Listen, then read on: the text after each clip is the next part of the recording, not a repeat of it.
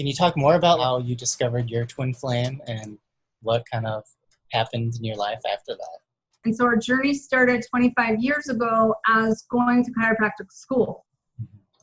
And in that, to get there, we both had car accidents that created injuries, that created why we shifted from being medical doctors to chiropractors. That then from there, we were in the same class. We did like all these certain things together. We lived in the same area. And he always felt like my brother.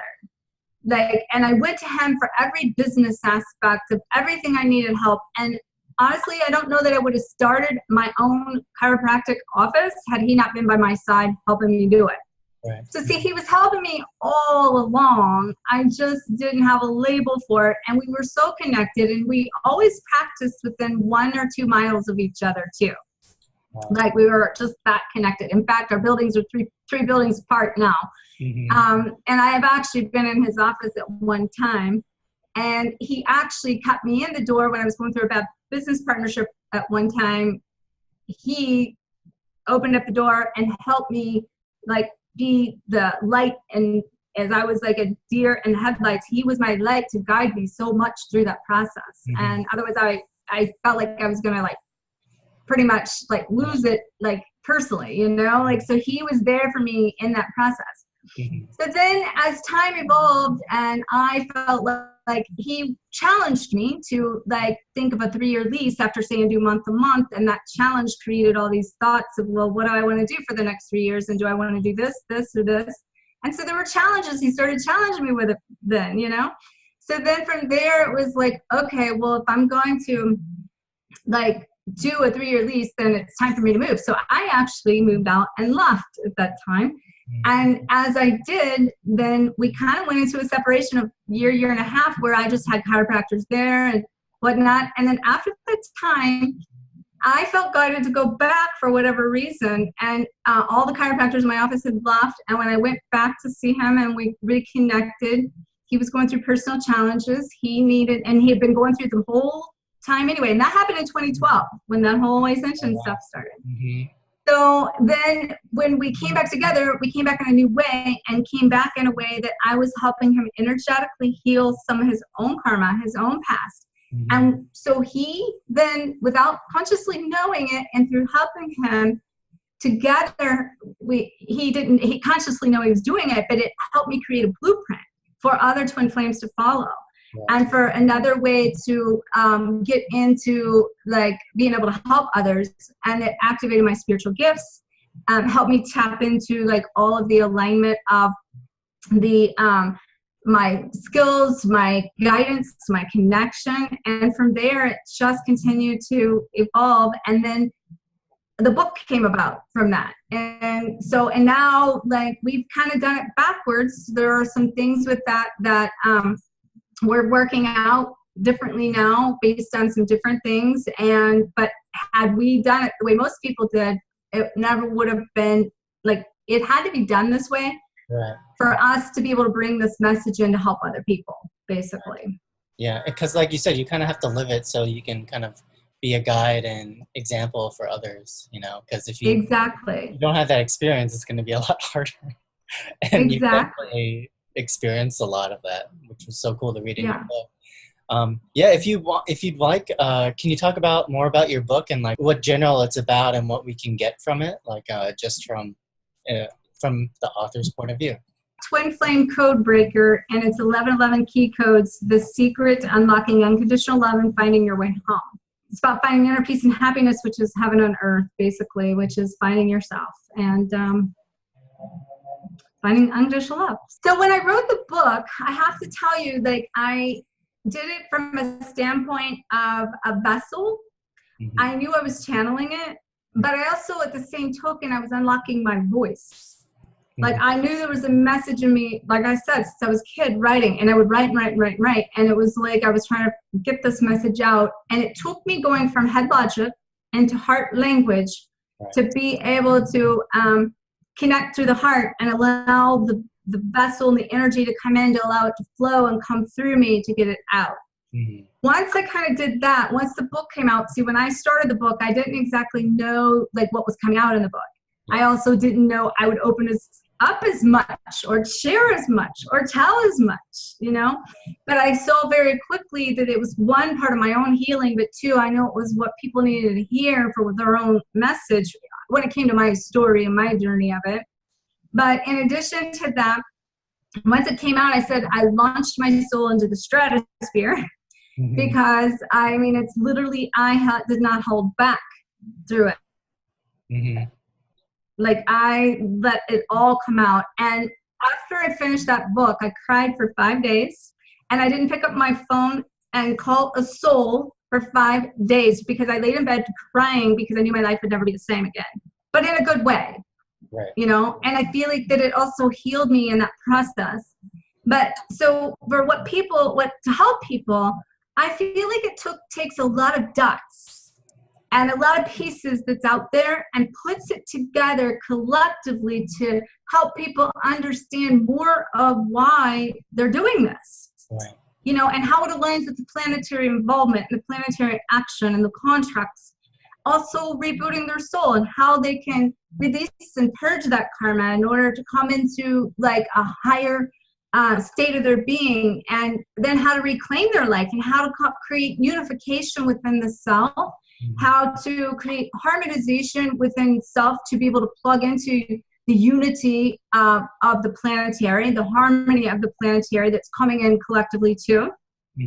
That then allows us to honor that mission, because it's all about a mission ultimately. And even though we all have different parts of that mission, it's ultimately the goal is to create personal transformation to the highest state we can personally, that allows us then to become our best version of ourselves, live very authentic, live open, real, raw, and be able to tap into the divine creativity to bring and to trust that, you know, trust ourselves, trust that process, trust the divine creativity, so that we can bring that into form and bring it into the reality, and then reclaim our life and let the external reality match the internal vibration.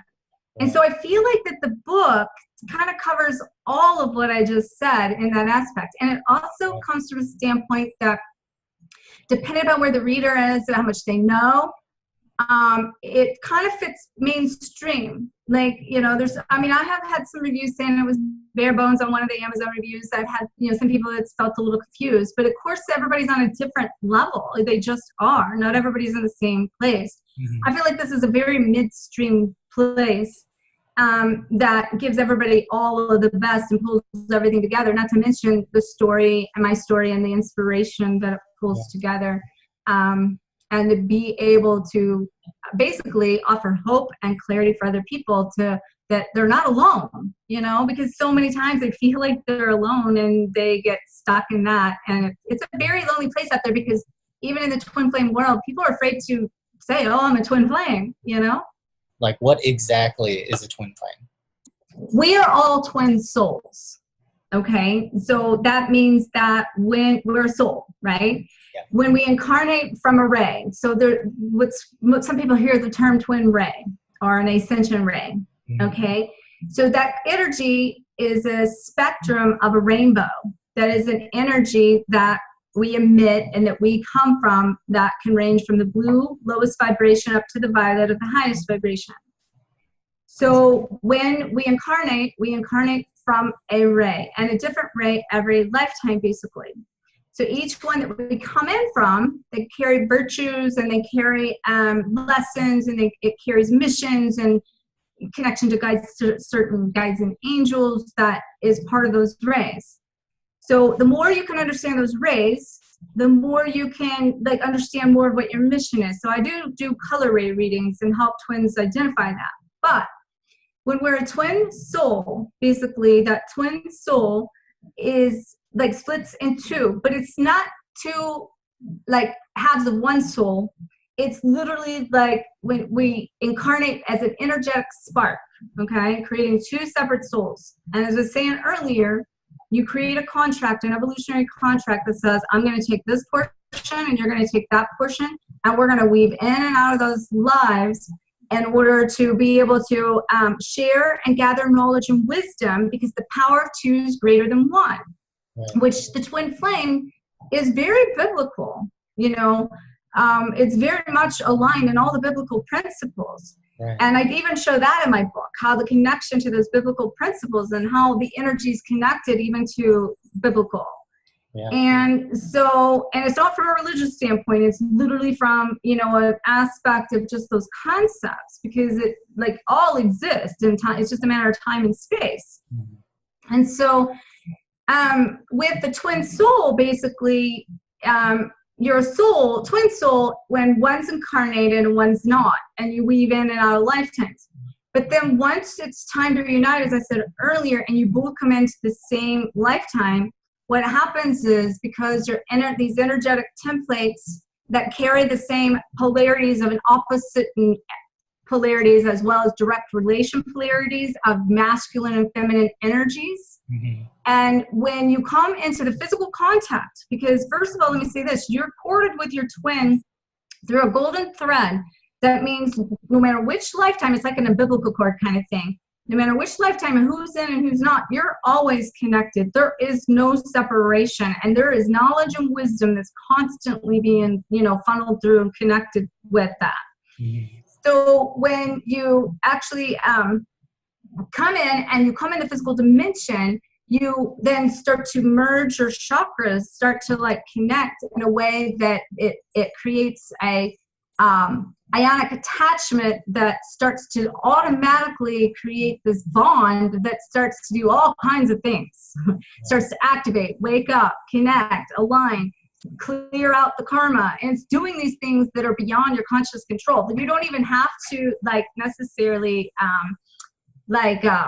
try to make this happen, because it just actually just happens on its own. It has its own agenda. Yeah. So, like, for instance, we'll give you an example of this.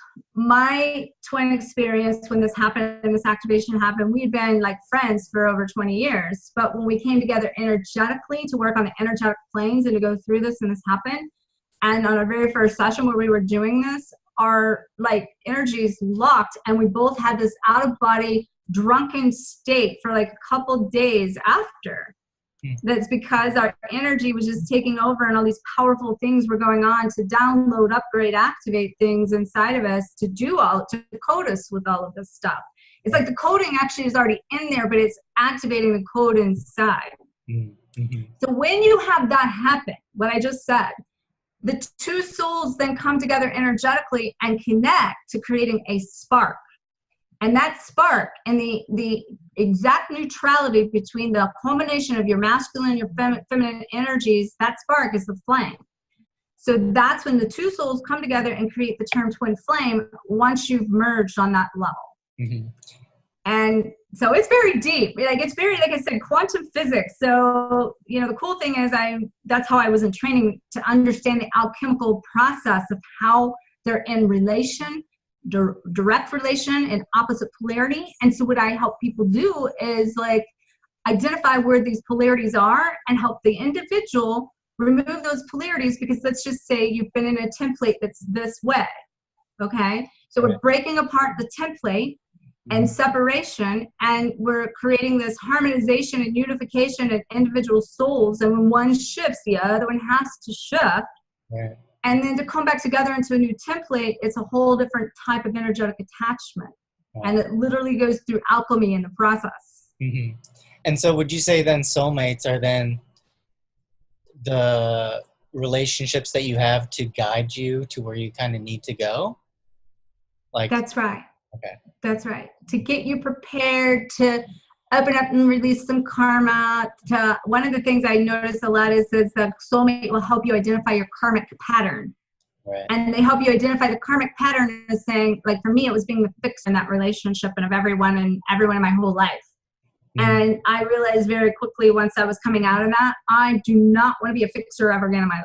I don't want to fix anyone. I don't need to fix anything. I just want to take care of me. Yeah. So it points you to you. And then there's the forgiveness work in that. So for instance, me having been diagnosed with uterine cancer, basically that point, there was a lot of aspects of that came from what I'd been through with that life partner that was my karmic soulmate. And it was about really blown down to giving myself away and not taking care of me, but fixing all these things about this relationship. And your, like, the uterus has to do with home energetically, where we store energy. And so I was really, at the end of the day, mad at myself for giving myself away. And we store those anger and those resentful emotions, and that's how it can trigger cancer, so to speak. And so I had to do a lot of forgiveness work. So most of the time when you get to the end of this road with your twin flame journey, it points you back to you.